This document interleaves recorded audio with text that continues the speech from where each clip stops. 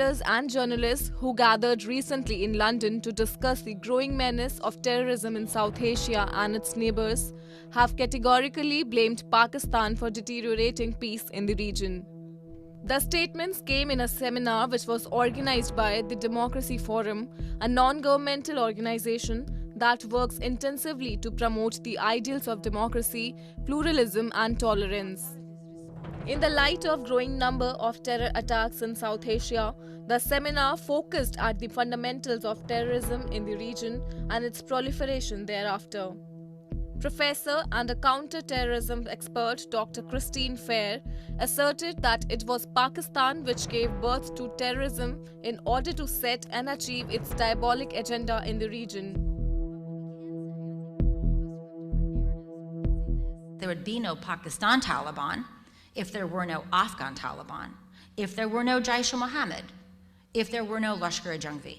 In other words, these are all actors that the state has either, in the case of the Taliban and Jaish-e-Mohammed, explicitly groomed and nurtured to kill outside of its borders, and which it has been ambivalent about, Lashkar-e-Jhangvi and Sip-e-Sabeh Pakistan, when they kill within its borders. The United States, which supported Pakistan for years, has long been frustrated by what it sees as Pakistan's reluctance to act against groups such as the Afghan Taliban and the Haqqani network, who they believe exploit safe haven on Pakistani soil to launch attacks in Afghanistan. Amid a growing international pressure, Pakistan proclaimed that it had launched a crackdown against all the terror outfits in Pakistan. However, soon it came out with its template excuse of deficit of funds. They've been trying to do some cosmetic actions on ground.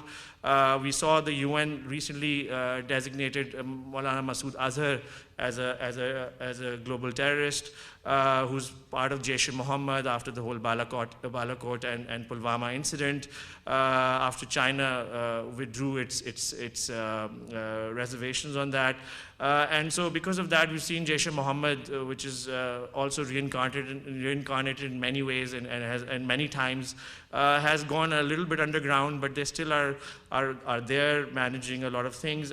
We saw that they were going to take over their madrasas and then take over their seminaries and their mosques, Jaish-e-Mohammeds and Lashkar-e-Taibas and all of these Kashmiri militant groups. But then there was a story that recently came out in which they said we don't have the money or the capability or the resources. So they're basically asking for more money, which is what Pakistan does, ask for more money, on ground, do nothing, then keep repeating that cycle. It's been doing that with the Americans for a very long time. Perhaps it'll do that with China now.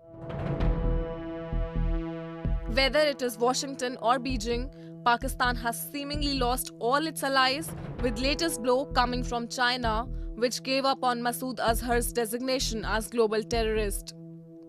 Now it becomes imperative for Islamabad to mend its domestic as well as external policies, which were essentially focused at spreading mayhem across its borders. Else the day is not far